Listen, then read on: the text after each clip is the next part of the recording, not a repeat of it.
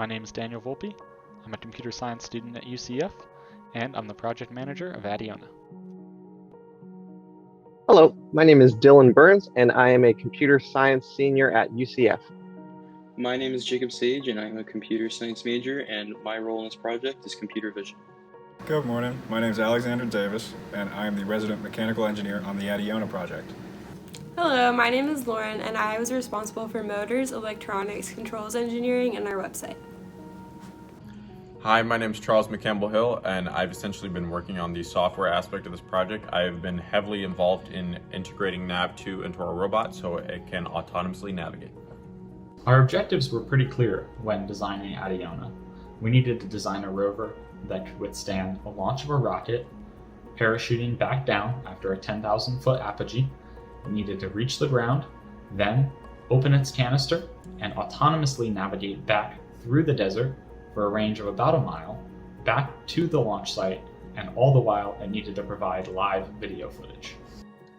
So for this project, we're building an autonomous rover, and with that comes softwares like the Robot Operating System and Navigation 2 package. So for the Robot Operating System, we chose to go with the second version of it, ROS 2, because it includes the data distribution service, which is a way that we can manage the nodes in the background via RAM without having to worry about the system going down and having to restart the nodes in case of any hardware failures.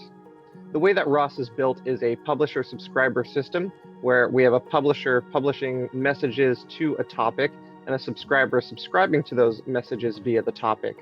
The publisher and subscriber are both nodes within the ROS system, and topics can be easily listed via the terminal.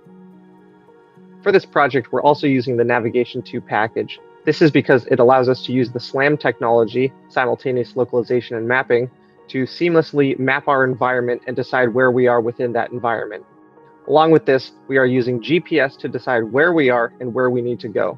Oftentimes, a straight line isn't the best path for the rover's recovery, even if it can avoid obstacles along the way. So, a waypoint generation system is used on Adiona in order to have Adiona route around large sections of land that might have heavy amounts of brush or be harder to traverse than other pathways. My role in this project is object detection, and to address this, we equipped the rover with an OAK-D depth camera as well as a LiDAR system. The LiDAR system will be placed on top of the rover and consistently spin to capture object data and distance values.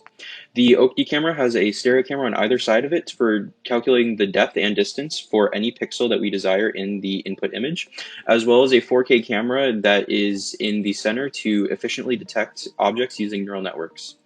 With the combination of object detection and distance values, we are able to replicate LiDAR data in the event that it ever fails.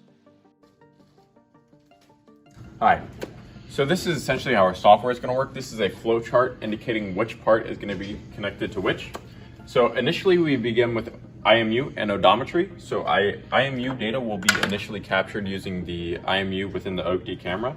We currently have a publisher to take data from the IMU and publish it to the ROS 2 topic.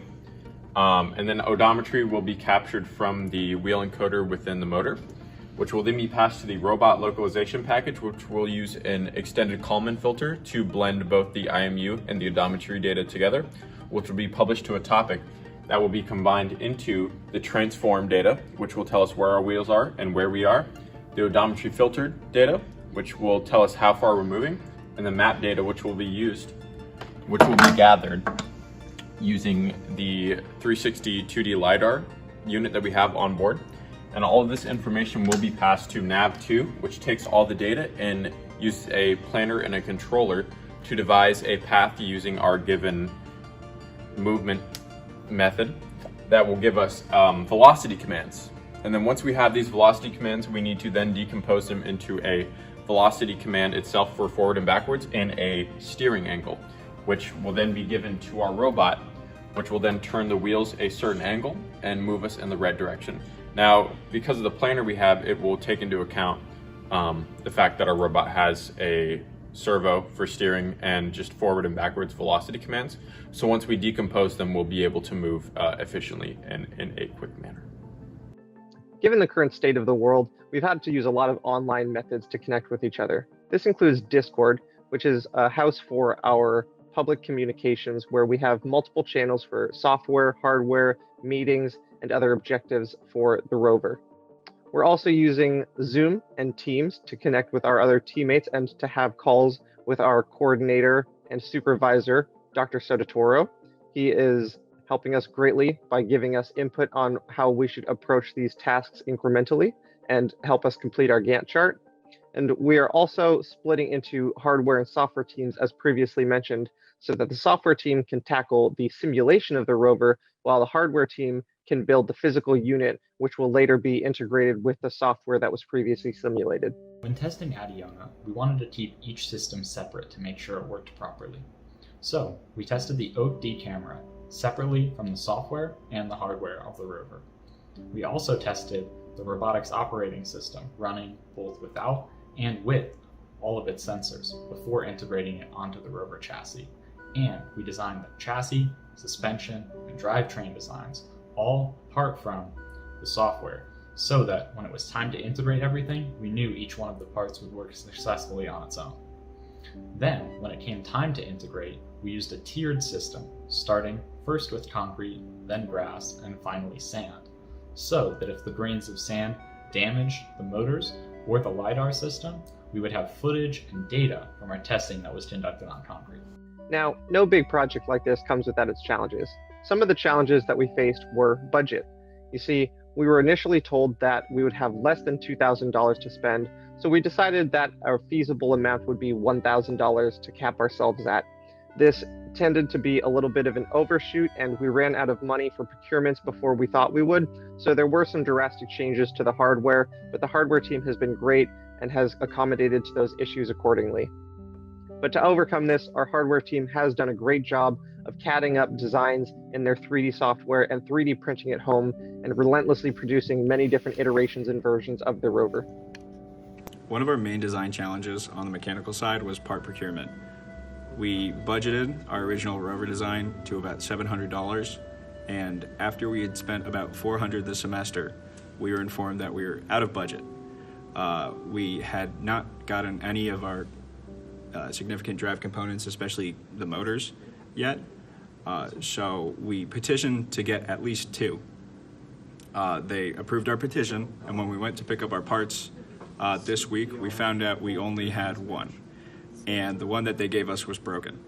So not only did we have to, as we were receiving this information, change our design from a 4-motor, 4-wheel drive rover to a 2-motor 4-wheel drive rover, and then finally to a 1-motor 4-wheel drive motor, but we had to start looking into getting our own motors from other sources. I had to pay like out of pocket for myself. I had to get parts from old electronics at thrift stores and really scavenge as much as I could to kind of put our rover together with the parts that we had. One of the design challenges our team was asked to take on was having our rover travel over a mile to return to the rocket's launch site. This meant that we had to have enough power to supply our motors, sensors, computing hardware, filming, and transmission for an extended amount of time.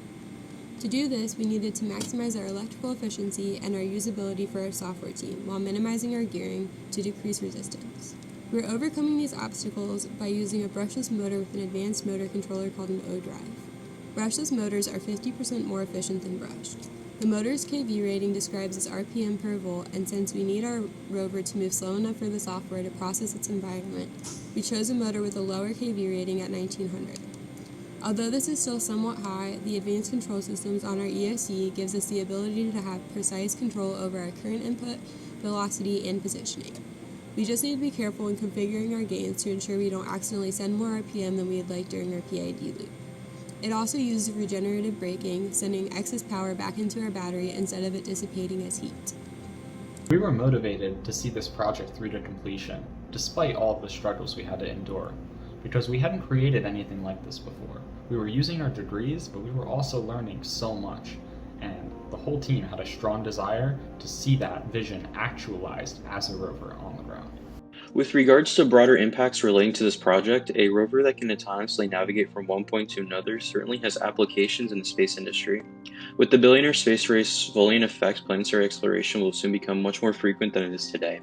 With that, an affordable and reproducible rover that is capable of navigating and exploring the unknown that is in front of new inhabitants of planets is an excellent tool for safety and exploration.